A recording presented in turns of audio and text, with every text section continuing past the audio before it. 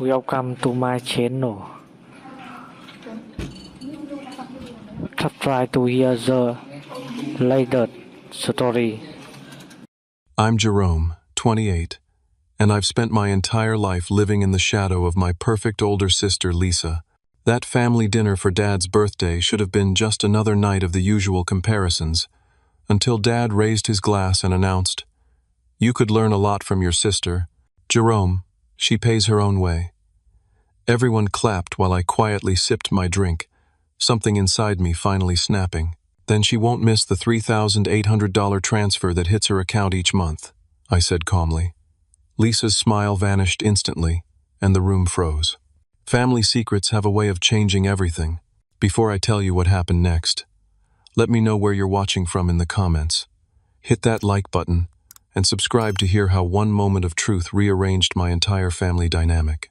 Growing up with Lisa was like living with a constant reminder of everything I wasn't in my parents' eyes. 3 years my senior, Lisa set the bar impossibly high from the beginning. She walked earlier, talked sooner, and seemed to effortlessly hit every milestone ahead of schedule while I followed at my own pace. My parents, especially Dad, never let me forget it. Our childhood home in suburban Massachusetts became a shrine to Lisa's achievements. The living room wall displayed her certificates, awards, and trophies. My mother would point them out to visitors while my father would beam with pride. Lisa got straight, as again became a seasonal announcement in our household, like the changing of leaves in fall.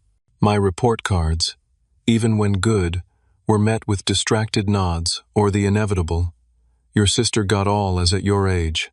Lisa was the mathematical prodigy who could calculate complex equations in her head. I was more drawn to words and images, preferring to sketch designs or write stories in my notebooks.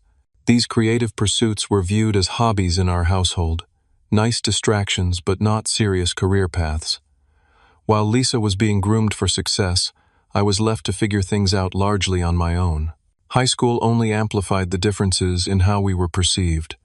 Lisa was class valedictorian, captain of the debate team, and president of the student government. I maintained decent grades while focusing on photography for the school newspaper and designing logos for local businesses on the side. These entrepreneurial efforts earned me some spending money, but little recognition at home. When college applications came around, my parents hired private tutors for Lisa's SAT prep and took her on tours of Ivy League campuses. They assumed I'd attend the local state university if I went to college at all. The surprise on their faces when I earned a partial scholarship to a respected art and business school in New York was almost worth the years of lowered expectations. Almost. Lisa, of course, attended Princeton on a partial academic scholarship, majoring in finance with a minor in economics. My parents covered her remaining tuition without hesitation. For my education, they provided a small starter contribution with the clear expectation that I would work part-time to cover the rest. "It builds character," my father explained, though this character-building philosophy somehow didn't apply to his golden child. After graduation, Lisa landed a prestigious position at a Manhattan investment firm, complete with a corner office by her 3rd year. I took a different path, working for a small design agency while developing business plans for my own creative studio. When I eventually took the leap to start my own business at 26, my father's response was predictable. "Couldn't you have stuck it out at a real job like your sister?"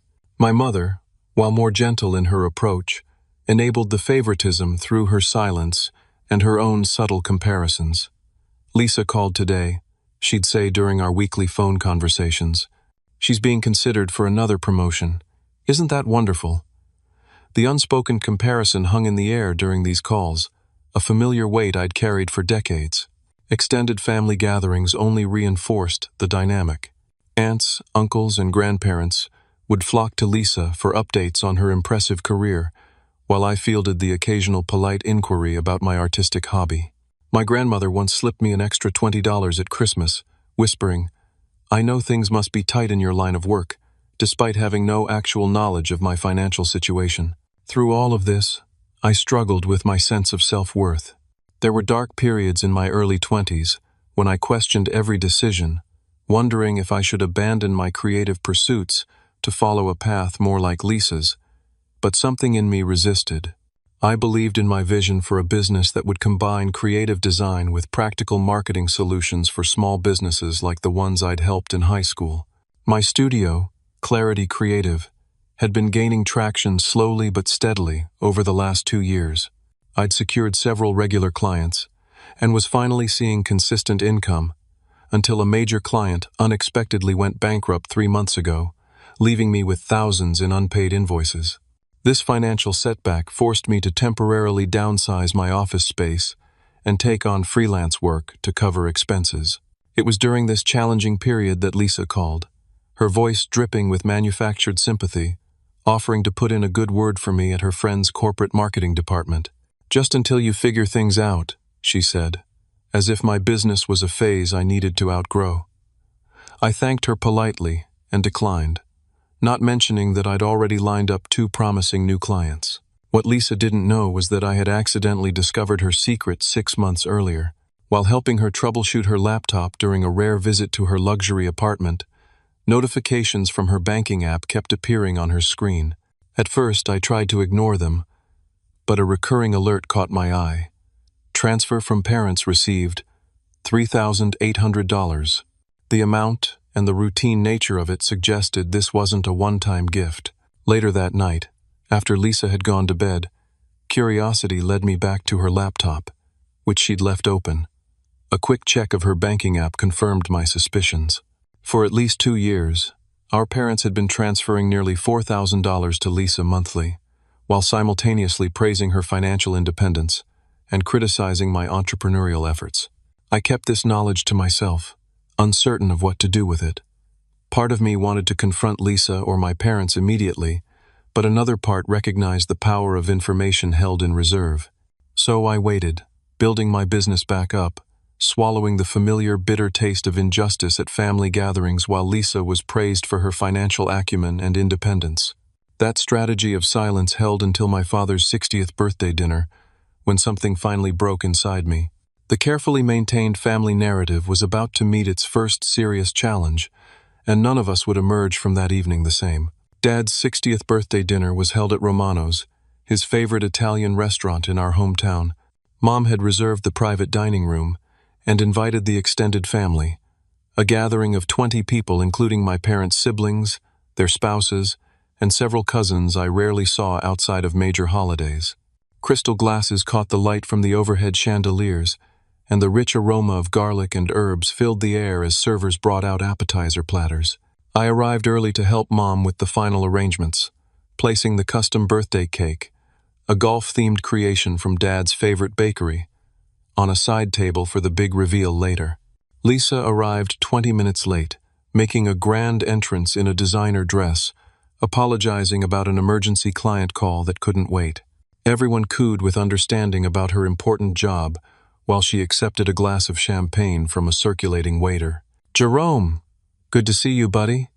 Uncle Frank greeted me with a hearty backslap. "Still doing that art thing?" Before I could correct him that I ran a legitimate marketing and design business, he continued, "Lisa tells me she's handling accounts for some major international clients now. Your parents must be bursting with pride." This set the tone for the evening. As guests took their seats at the long table, conversation flowed freely about Dad's golf game, Mom's volunteer work, and inevitably, Lisa's career trajectory. I sat between my cousin Sarah, who was finishing medical school, and my mother's sister, Aunt Diane. "How's business?" Aunt Diane asked, her tone suggesting she was making conversation rather than genuinely interested. "It's going well," I replied.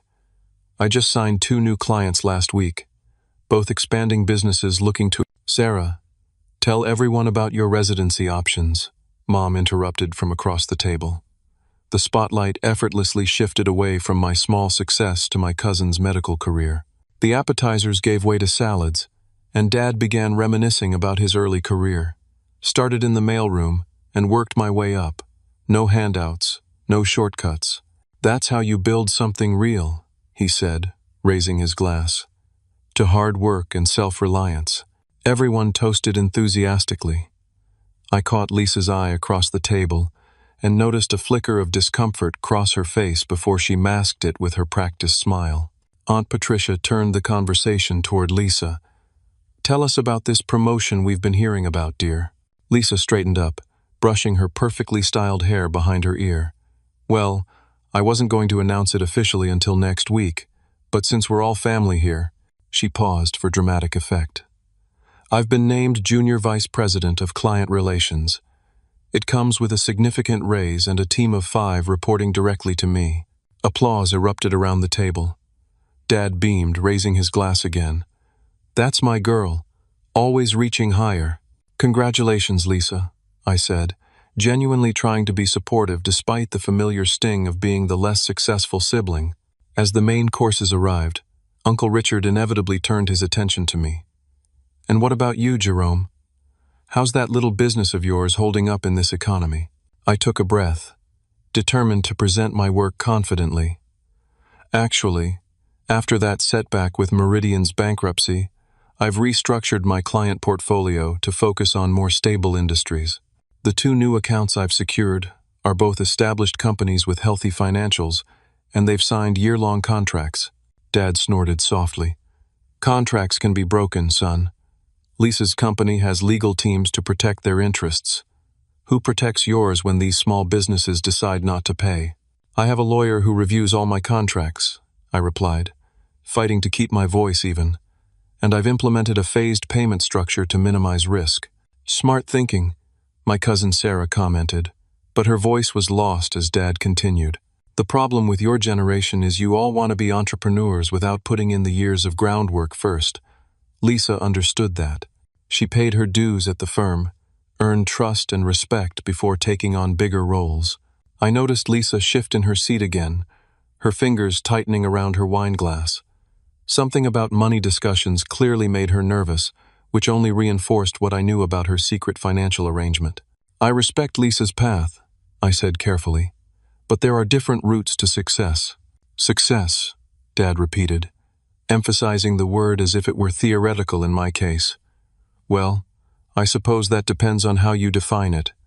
Some people are content with getting by." Mom attempted to change the subject.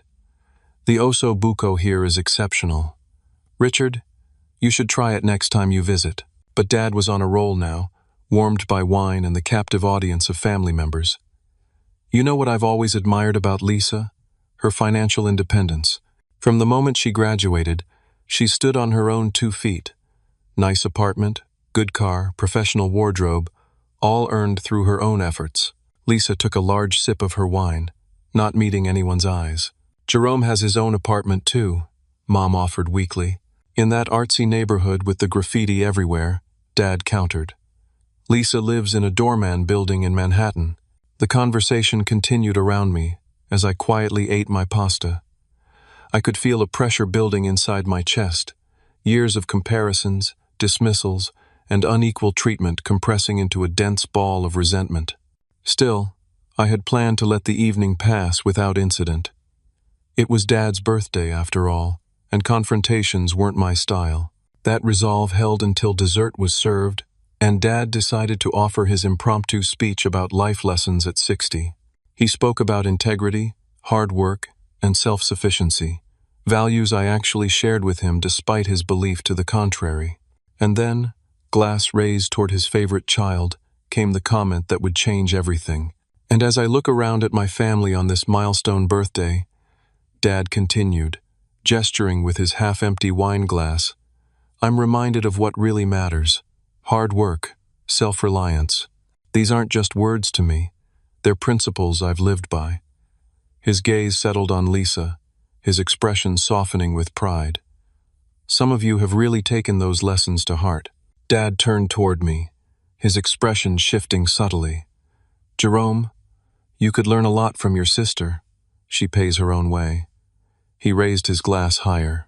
"To Lisa, proof that the next generation can still understand the value of standing on their own 2 feet." The table erupted in applause and approving laughter. Uncle Frank called out, "Hear, hear!" Aunt Patricia nodded vigorously. My mother smiled tightly, her eyes darting nervously between Dad and me. Lisa accepted the praise with a practiced, humble smile, ducking her head slightly as if embarrassed by the attention. "Dad, please, it's your birthday. We should be celebrating you, not me. Nonsense, Dad replied. What better gift than seeing my daughter succeed on her own merits? I sat perfectly still, a strange calm washing over me.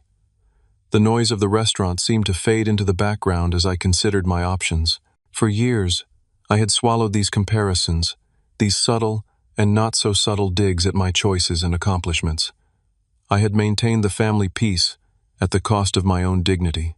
Something shifted inside me in that moment, a realization that by staying silent, I wasn't just protecting family harmony, I was participating in a lie that hurt not just me but potentially Lisa too, trapped as she was in this false narrative of perfect independence.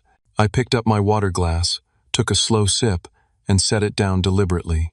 The condensation left a perfect ring on the white tablecloth.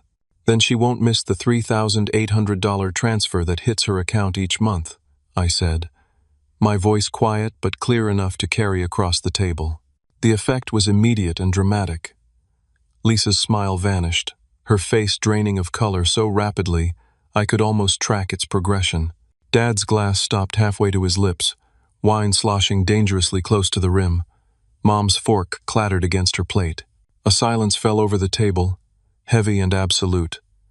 Uncle Richard, who had been about to take a bite of tiramisu, slowly lowered his spoon. Aunt Diane's hand flew to her throat. My cousin Sarah looked between Lisa and me, her eyes wide with surprise. Lisa recovered first, her lawyer training kicking in. "What are you talking about?" she demanded, attempting a laugh that came out as more of a strangled sound. "That's ridiculous. Jerome's just upset because..." "Because what?" I asked calmly. "Because I've spent my entire life being compared to someone whose financial independence is a fiction. Because while my business struggles were treated as personal failings, your secret allowance was never mentioned?" Dad's face had turned an alarming shade of red. "What the hell are you accusing your sister of?" I met his gaze steadily. "I'm not accusing. I'm stating a fact. For at least the past 2 years, you and Mom have been transferring $3,800 to Lisa's account every month. That's $45,600 a year. Tax-free family support while she's praised for being self-made." "This is absurd," Lisa sputtered, but her eyes betrayed her. She knew I had proof. "Jerome, this is hardly the time or place," Mom interjected, her voice quavering. "When is the time, Mom? When Dad's done making me feel like a failure for taking a different path. When Lisa's done accepting compliments for an independence she doesn't actually have." Uncle Frank shifted uncomfortably in his chair. "Maybe we should give you folks some privacy to discuss this." "No need," I said, still maintaining that unnatural calm. "I'm not trying to create a scene. I just thought if we're celebrating honesty and self-reliance tonight, we might want the full picture." "You've always been jealous of your sister," Dad said, his voice low with anger. "But this is a new low, even for you." That stung, but I was beyond being silenced by his disapproval. "Check your bank statements, Dad, first of each month, like clockwork. I have screenshots if you'd like to see them." Lisa's composure crumbled entirely. "You went through my private financial information?" she demanded, tears welling in her eyes. "How dare you?" After graduation, Lisa landed a prestigious position at a Manhattan investment firm, complete with a corner office by her 3rd year. I took a different path, working for a small design agency while developing business plans for my own creative studio. When I eventually took the leap to start my own business at 26, my father's response was predictable. "Couldn't you have stuck it out at a real job like your sister?" Mom placed a restraining hand on Dad's arm as he started to rise from his chair. "William, please, not here."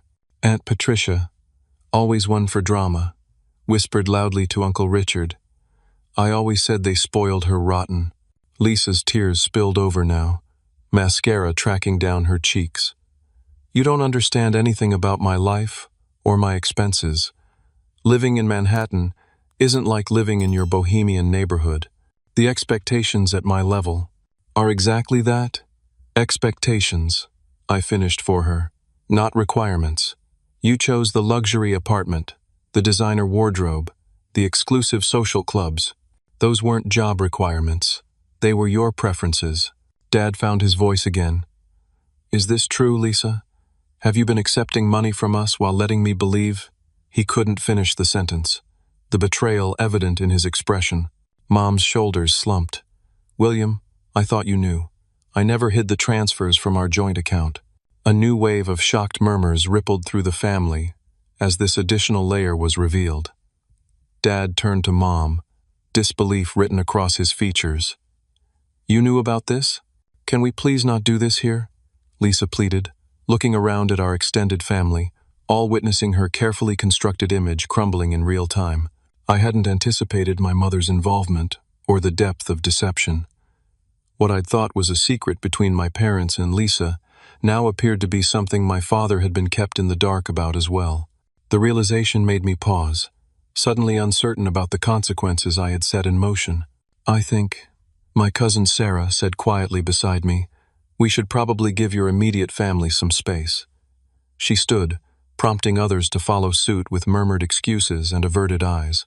As the extended family awkwardly gathered their belongings, the birthday celebration effectively over, I caught variations of "call us later" and "let us know if you need anything" directed at my parents. No one quite knew what to say to Lisa, or me. Dad sat stunned, looking between Mom and Lisa as the reality of the situation sank in. His 60th birthday dinner had transformed from a celebration to a revelation of family secrets that had been kept from him as well. In trying to expose one truth, I had inadvertently revealed another. My father, for all his talk of being the family patriarch, had been kept in the dark by my mother about their own finances. The private dining room that had felt intimate and festive just moments earlier now seemed claustrophobic, trapping the four of us with truths we could no longer avoid. As the last of our extended family members filed out of the private dining room, shooting curious glances over their shoulders, an oppressive silence descended upon the four of us. The half-eaten birthday cake sat forgotten on the side table, the happy 60th William, inscription now seeming almost mockingly festive. Lisa broke the silence first, her carefully crafted professional demeanor completely abandoned. It's not what it sounds like," she stammered, frantically wiping at her tear-streaked face with a linen napkin. "The money it's more like a loan, a temporary arrangement until my investments mature." Dad stared at her with an expression I'd never seen directed at my sister before, disappointment mingled with hurt. A loan? For 2 years? Why haven't I heard anything about this arrangement? Mom reached for his hand across the table, but he pulled away. "William, I should have discussed it with you. I just knew how proud you were of Lisa's independence, and she was struggling with the cost of living in Manhattan when she first started. So you decided to lie to me? Both of you?" Dad's voice was unnaturally quiet. I sat back, witnessing a family dynamic I'd never seen before. My father, usually so certain and commanding, looked lost. My sister, normally poised and articulate, was reduced to incoherent explanations. And my mother, the perpetual peacekeeper, was caught in her own web of deception. "How exactly did you discover this, Jerome?" Dad turned to me, his tone accusatory despite being the wronged party in this scenario. I explained in greater detail about helping Lisa with her computer issues 6 months ago. Her banking notifications kept popping up on screen while I was working. After seeing the third, transfer from parents alert, I got curious. When she went to bed, her laptop was still open to her banking app. I saw 2 years of consistent monthly transfers, all the same amount. "You snooped through my personal financial information," Lisa cried, attempting to redirect the blame. "Yes, I did," I admitted. "And that was wrong of me. But what I found was more wrong." "And you've been sitting on this information for 6 months?" Dad asked. "Why bring it up now, at my birthday dinner of all places?" The question gave me pause. Why had I chosen this moment? "I guess I reached my breaking point," I said finally. "When you made that comment about Lisa paying her own way, something in me just snapped. After years of being compared unfavorably to Lisa, hearing you praise her for something that wasn't even true, I couldn't stay silent anymore." Mom dabbed at her eyes with a napkin. "I never meant for this to become such a complicated situation. Lisa called me one night, nearly 2 years ago, upset about her rent increase and credit card debt. She was worried about maintaining appearances at work. Appearances? Dad repeated. Lisa swallowed hard. My position. There are expectations. The right address, the right clothes, the right social events. It all costs money. Starting salaries, even at prestigious firms, don't cover the lifestyle that's implicitly required. So instead of living within your means or talking to me about it, you went behind my back to your mother? Dad's voice rose slightly. I didn't want to disappoint you, Lisa whispered, looking smaller than I'd ever seen her. You were so proud of me, always talking about how I was making it on my own in the big city. And what about Jerome? Dad gestured toward me. While you were secretly taking family money, I've been criticizing him for his business struggles and financial choices. The irony wasn't lost on anyone at the table. Lisa stared at her plate, unable to meet my eyes. The transfers were supposed to be temporary, Mom explained, just until Lisa got her promotion. But then there was another promotion to work toward, and the expenses kept increasing. A better apartment in a better neighborhood, professional networking events, a new wardrobe. My rent is $4,000 a month, Lisa admitted quietly. My student loan payments are another $1,500. The work dinners, the client gifts, the clothes. It all adds up so fast.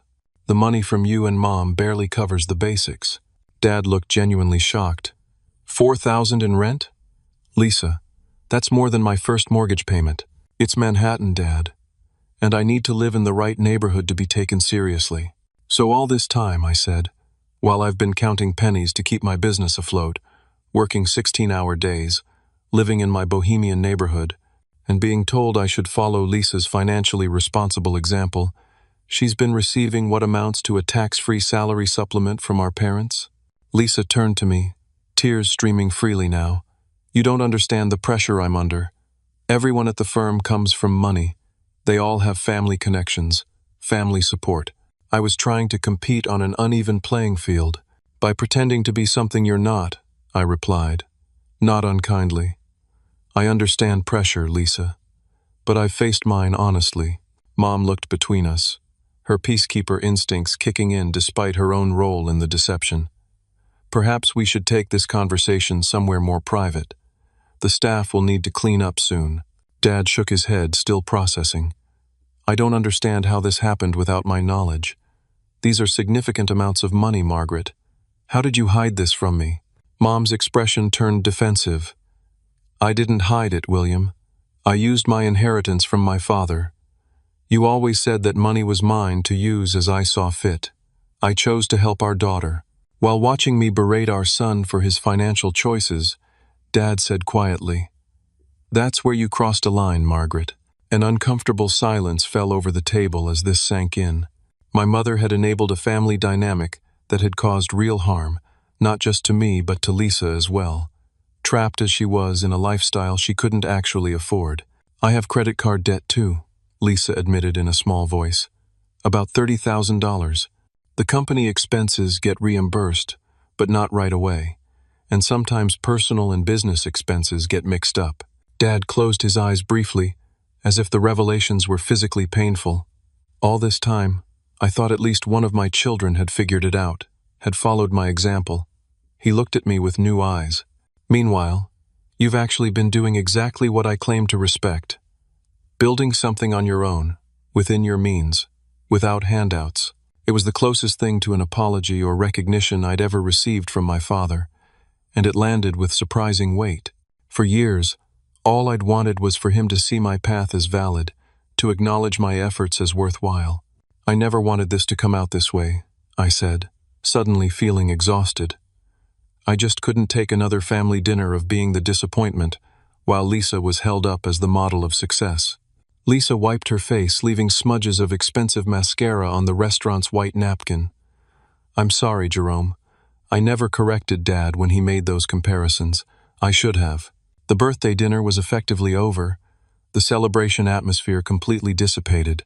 As we gathered our coats and prepared to leave the private dining room, I realized that something fundamental had shifted in our family dynamic. Secrets had been exposed. Long-held narratives had been challenged, and none of us was quite sure what would replace them. We left Romano's in separate cars, a physical manifestation of our emotional distance. Dad had insisted on driving alone, despite Mom's protests. Lisa had called a rideshare, disappearing into the back seat without meeting anyone's eyes. Mom had offered me a ride, which I declined with a mumbled excuse about needing to walk and clear my head. The cool night air hit my face as I made my way down familiar streets, past closed storefronts and quiet houses. My phone buzzed repeatedly in my pocket. Text messages from curious relatives, no doubt, hungry for details of the family drama they had witnessed the beginning of. I ignored them all. By the time I reached my apartment, it was nearly midnight. I kicked off my shoes and collapsed onto my couch, the adrenaline of the confrontation finally wearing off, leaving me drained. I wasn't sure if I felt victorious or guilty, perhaps both. The buzzing of my phone continued. Glancing at the screen, I saw multiple missed calls from both parents and a stream of text messages from Lisa, alternating between anger and apology. How could you humiliate me like that? I'm sorry I never spoke up when Dad compared us. You had no right to expose my private finances. I never meant for things to get so complicated. I set the phone aside without responding. There was nothing I could say tonight that wouldn't make things worse. Sleep came fitfully, and I woke the next morning to the sound of insistent knocking on my apartment door. Pulling on a t-shirt, I squinted through the peephole to find my father standing in the hallway, his expression unreadable. I hesitated before opening the door. In 30 years, my father had never once visited my apartment. "Can I come in?" he asked stiffly. I stepped aside, suddenly acutely aware of my modest living space. The second-hand furniture, the wall of bookshelves made from boards and concrete blocks, the desk in the corner cluttered with design sketches and client briefs. My father surveyed it all with an expression I couldn't interpret. "Coffee?" I offered. "Black," he nodded, taking a seat at my small kitchen table. I busied myself with the coffee maker, grateful for something to do with my hands. When I finally sat across from him, mugs between us like a buffer, he spoke. "Your mother and I had a long conversation last night," he began. "About money, about parenting, about fairness." He took a sip of coffee. "About how wrong I've been about certain things." I stared at him, unsure how to respond to this unprecedented admission. "I'm not here to apologize," he continued, and I felt a familiar disappointment rise. "Not exactly. I'm here to understand." He gestured around the apartment. "To see how you actually live, not how I've imagined you live." It wasn't quite an olive branch, but it was something. "What do you want to know?" I asked. "Everything," he said simply. "About your business, your finances, your plans." For the next hour, I walked him through my business model, my client roster, my setbacks and successes. I showed him my portfolio, my booking calendar, my carefully maintained accounting spreadsheets. He asked surprisingly insightful questions about my pricing structure, my marketing strategy, my long-term vision. "You've built something real here," he said finally. "Something honest." The words hit me harder than I expected.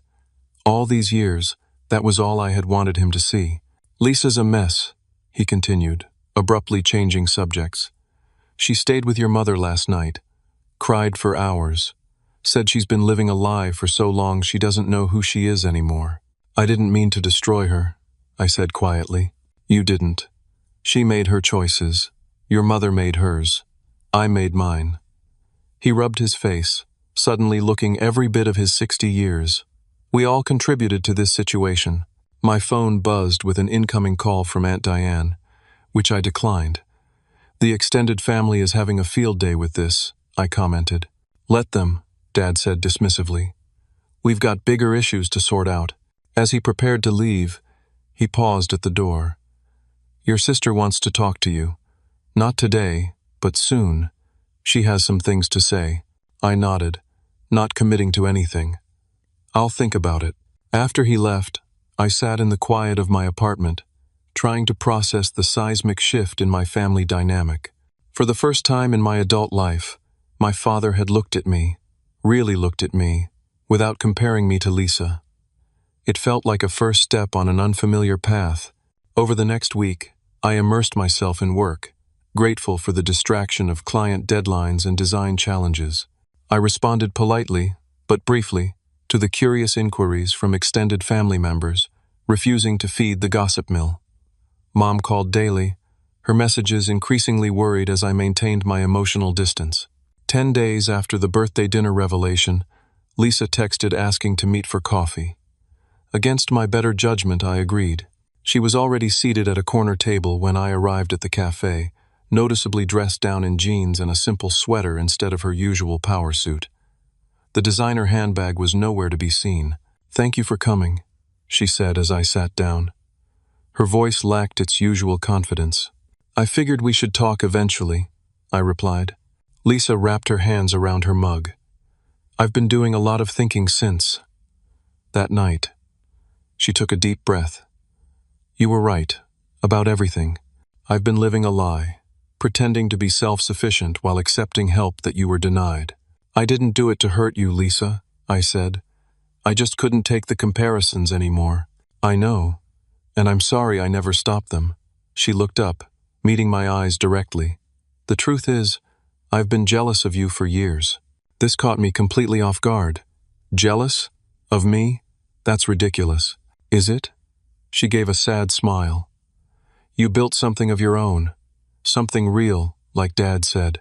Meanwhile, I've been working 80-hour weeks at a job that would replace me in a heartbeat, spending money I don't have to impress people I don't even like." I didn't know how to respond to this role reversal, where the golden child was envious of the disappointment. "I've made some changes," she continued. "I gave notice on my apartment. I'm moving to a smaller place in Brooklyn next month. I've cut up 3 of my 5 credit cards, and," she hesitated, "I told Mom and Dad I won't be accepting any more monthly transfers." "That's a big adjustment," I said, genuinely impressed. "It's terrifying," she admitted, "but also freeing. For the first time in years, I'm going to be living honestly within my means." As we continued talking, Lisa revealed more about the pressure she'd felt to maintain appearances, the competitive culture at her firm, the fears of being exposed as an imposter. Behind the perfect facade she'd presented to the family had been a person just as insecure and uncertain as I had often felt, just with different external trappings. By the time we parted ways, something had shifted between us. The pedestal she had been placed on had crumbled, allowing us to begin seeing each other as equals, as adults with different strengths and struggles, not as the golden child and the disappointment our parents had cast us as. That evening, I received a text from Mom. "Your father and I have been talking to a family therapist. She suggested a group session. Would you be willing to join us? Lisa has already agreed." I stared at the message for a long time. My first instinct was to refuse, to protect the emotional distance I'd maintained since the confrontation. But something about my conversation with Lisa had softened my resolve. Maybe there was a path forward for our family that didn't require maintaining the old roles and resentments. "When?" I texted back. Mom's response came immediately, as if she had been anxiously waiting by her phone. "Saturday, at 11. Dr. Ashley Wilson's office. Thank you, Jerome." As I set my phone down, I felt a strange mixture of apprehension and hope. The family dynamics that had defined most of my life had been irrevocably altered. What would replace them remained to be seen. The weeks following Dad's birthday dinner were a strange limbo of old patterns disrupted and new ones not yet established. The silent treatment from my parents lasted precisely 4 days before Mom broke rank with tearful voicemails. Dad's unexpected visit to my apartment had been the first crack in his facade. Lisa's texts continued to swing between defensive anger and vulnerable apology as she grappled with her own role in our family's dysfunction. Extended family members proved predictably curious about the dinner drama. Aunt Diane called 3 times in one day, thinly veiling her nosiness as concern. Uncle Frank texted asking if I wanted to grab a beer and talk, which I politely declined. Cousin Sarah, to her credit, sent a simple message: "Here if you need me, no questions asked." I threw myself into work with renewed determination. The 2 new clients I had mentioned at the dinner, a local brewery expanding distribution, and a sustainable clothing brand launching their online store, provided welcome distraction from family chaos. Design meetings, marketing strategy sessions, and content creation deadlines structured my days and gave me purpose. One unexpected outcome of the confrontation was that a weight I hadn't fully acknowledged had lifted from my shoulders. The exhausting pretense that Lisa was perfect and I was somehow deficient no longer needed to be maintained. Whatever came next for our family, that particular lie had been permanently dispelled. Saturday morning arrived with a knot of anxiety in my stomach. Family therapy felt simultaneously necessary and ridiculous. Was it possible to untangle decades of comparative parenting and uneven expectations in an hour with a stranger? Dr. Wilson's office occupied a converted Victorian house near the town center, with a discreet brass plaque by the door. The waiting room was painted a calming sage green, with comfortable chairs arranged in a loose circle. Lisa was already there when I arrived, studying a magazine with intense focus. Mom and Dad entered minutes after me, the tension between them palpable. "Thank you all for coming," Dr. Wilson greeted us, a woman in her 50s with silver-streaked dark hair and perceptive eyes. "This is a brave first step." The session began awkwardly, with Dr. Wilson establishing ground rules about speaking in I statements and allowing each person to finish their thoughts without interruption. Dad sat stiffly, clearly uncomfortable with the entire concept of therapy. Mom clutched a tissue in anticipation of tears that would indeed come later. Lisa had adopted her professional meeting posture, legs crossed at the ankle, hands folded in her lap. "Let's start with what brought you here," Dr. Wilson suggested. "Jerome, would you be willing to share your perspective, since the recent dinner seems to have been a catalyst?" Put on the spot. I hesitated before finding my voice. "I've spent my whole life being compared to Lisa," I began slowly. "Every achievement, every setback, every choice was measured against her path. When I discovered that the basis for a lot of those comparisons was false, that Lisa was receiving financial support while I was being criticized for not being as independent as her, something in me just broke." Dad shifted uncomfortably as I continued. "I'm not angry that Lisa received help. I'm angry about the double standard. I'm angry that I was made to feel like a failure for taking a different path. I'm angry that Lisa was praised for a self-sufficiency that wasn't real."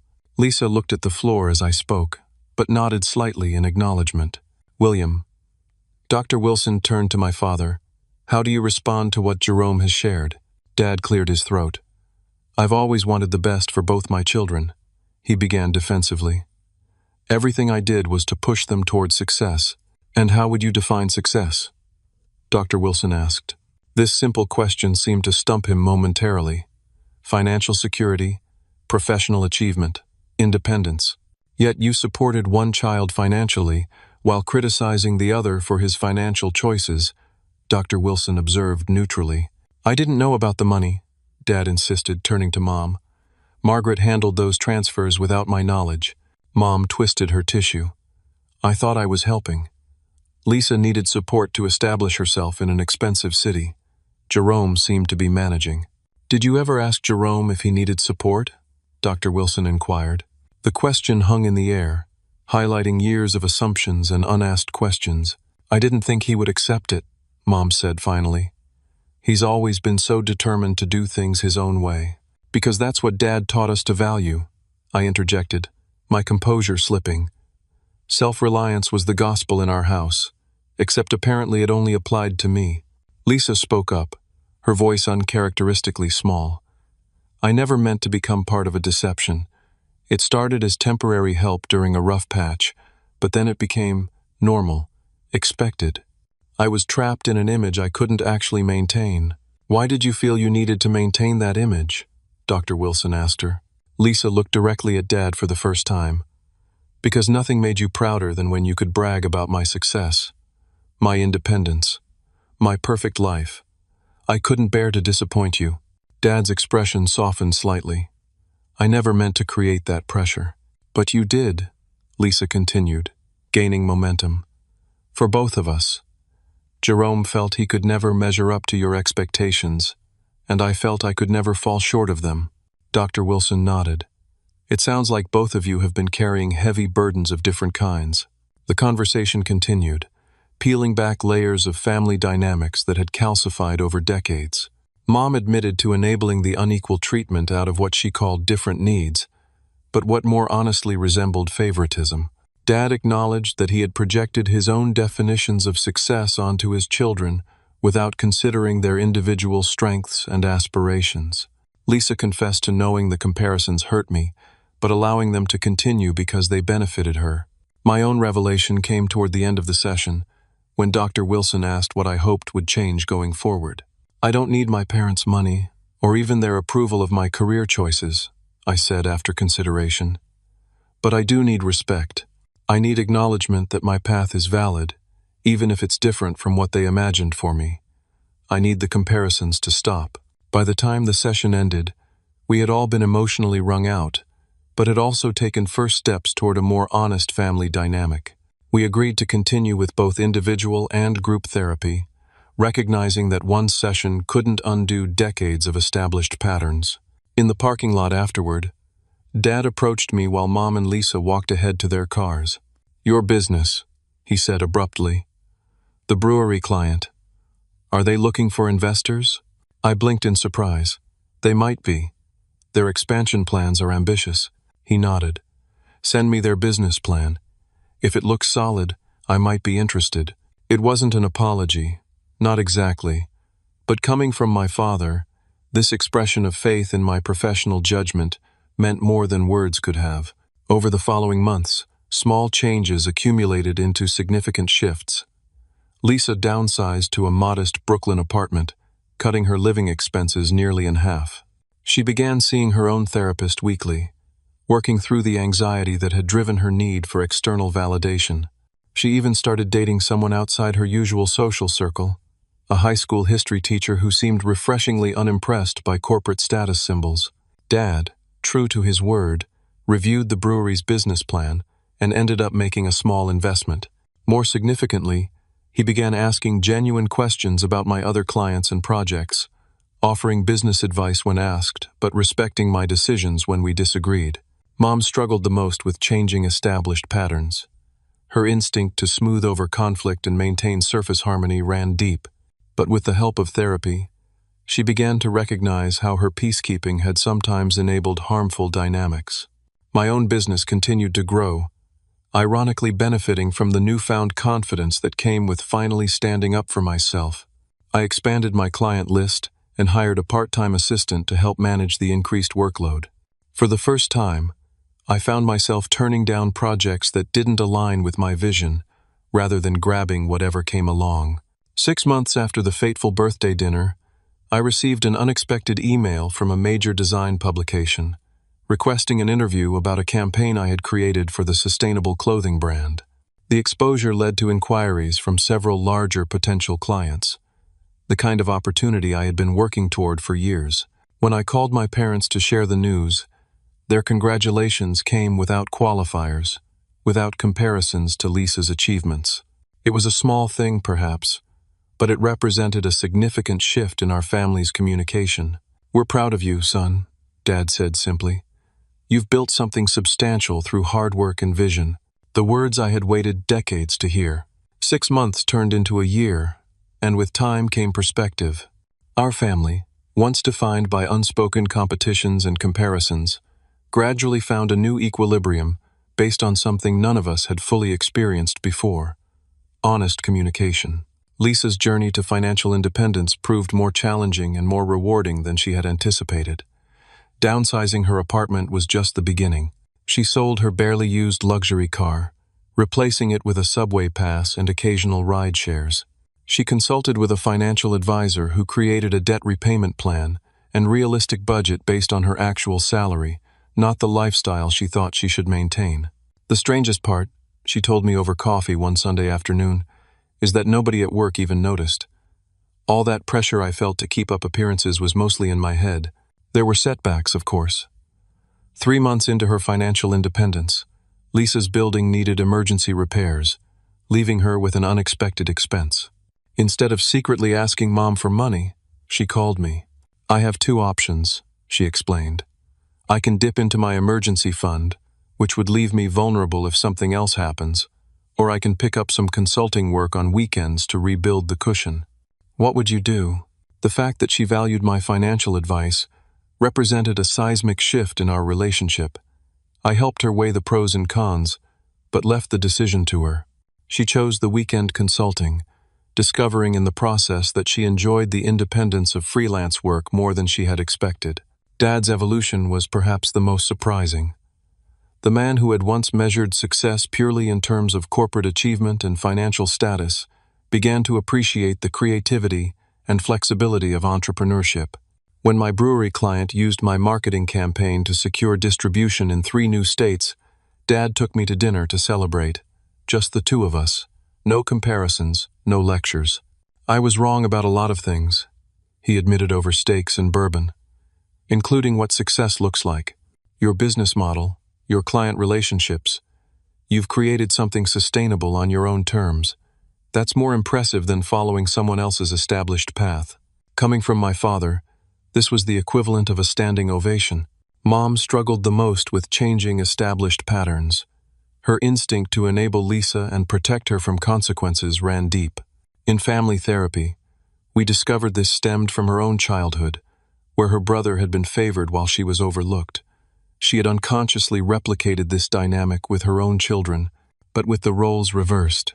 I never saw the parallels, she confessed during a particularly emotional session. I thought I was being supportive. I didn't realize I was perpetuating the same kind of favoritism I had resented in my own parents. This insight didn't change her behavior overnight, but it created awareness. When she caught herself falling into old patterns, like offering to buy Lisa new furniture for her smaller apartment while merely complimenting my latest design work, she would pause and recalibrate. My business continued to thrive, partly due to the confidence that came with finally standing up for myself. The brewery campaign led to referrals, and the design publication interview attracted attention from larger potential clients. I hired 2 full-time designers and moved into a proper office space, a far cry from the cramped corner of my apartment where Clarity Creative had begun. Exactly 1 year after the confrontation at Dad's birthday dinner, we gathered again at Romano's, same restaurant, same private dining room, but a profoundly different family dynamic. Dad's 61st birthday was a smaller affair, just the 4 of us, by mutual agreement.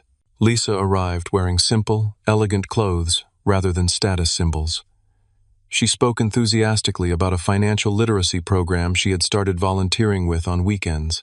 I'm teaching young professionals how to live within their means and build real financial independence, she explained, the irony not lost on any of us. Mom presented Dad with a photo album she had compiled, containing pictures of both Lisa and me from childhood through present day. I noticed with appreciation that the ratio was remarkably balanced, no longer a shrine to one child's achievements with the other as an afterthought. When the server brought Dad's birthday cake, he raised his glass for a toast. I tensed momentarily, old reflexes anticipating a comparison or subtle dig. To my family, he said simply, to truth, to growth, and to accepting each other as we are, not as we think each other should be. We clinked glasses, the sound ringing with possibilities that hadn't existed a year ago. Later that evening, as we prepared to leave, Dad pulled me aside. Your mother and I have been talking. The money we were sending to Lisa, we've set it aside. It's there if you need it for your business expansion. I considered his offer, appreciating the gesture while recognizing it for what it was, an attempt to retroactively balance the scales. Thank you, Dad, but I've secured a small business loan for the expansion. I'd rather keep growing at my own pace, on my own terms. He nodded, respect evident in his expression. I understand. The offer stands if you change your mind. As I drove home that night, I reflected on the journey our family had taken over the past year. The painful revelation at Dad's 60th birthday had been like lancing a wound, messy and painful, but necessary for genuine healing to begin. My business success felt meaningful in a way it might not have if it had come with parental financial support. There was something powerful about knowing I had built Clarity Creative entirely through my own efforts, vision, and perseverance. The path had been harder, perhaps, but the achievement was undeniably mine. Lisa had found her own kind of freedom in honesty. No longer trapped by appearances or expectations, she was discovering who she really was beyond the golden child narrative. Our relationship, once defined by competition and resentment, had evolved into something resembling friendship between equals. My parents, too, were changing in ways I wouldn't have believed possible. Dad's rigid definitions of success had softened. Mom's enabling tendencies were tempered by new awareness. They weren't perfect. None of us were. But they were trying, and that effort meant everything. The most profound lesson I had learned was that honesty, even when painful, creates the possibility for genuine connection. For years I had swallowed my resentment, maintained the family fiction, and protected others' comfort at the expense of my own dignity. That moment of truth at the dinner table, uncomfortable as it had been, had ultimately freed not just me but my entire family from a web of pretense that had constrained us all. As I unlock my apartment door, I think about how different my life looks now compared to a year ago, not just externally, the growing business, the professional recognition, but internally. The constant need to prove my worth, to measure up to an impossible standard, has faded. In its place is something quieter but more sustaining: self-validation. I wonder how many other families maintain similar fictions. Golden children and scapegoats, facades of perfection that mask deeper truths. How many siblings sit across dinner tables, swallowing truths that need to be spoken? If you're watching this and recognizing your own family dynamics in my story, I hope it gives you courage. Speaking truth isn't about revenge or creating drama. It's about creating the possibility for authentic relationships. Sometimes the most loving thing we can do for our families and ourselves is to break the cycles of pretense that keep us locked in harmful patterns. I'd love to hear your thoughts in the comments. Have you ever had to speak an uncomfortable truth to your family? How did it change your relationships? Don't forget to like and subscribe if this story resonated with you, and share it with anyone who might need to hear that standing up for yourself isn't selfish. Sometimes, it's the catalyst that allows everyone to grow. Thank you for listening to my story. Remember, the families we build, whether through blood or choice, should be places where we can be authentically ourselves, imperfections and all.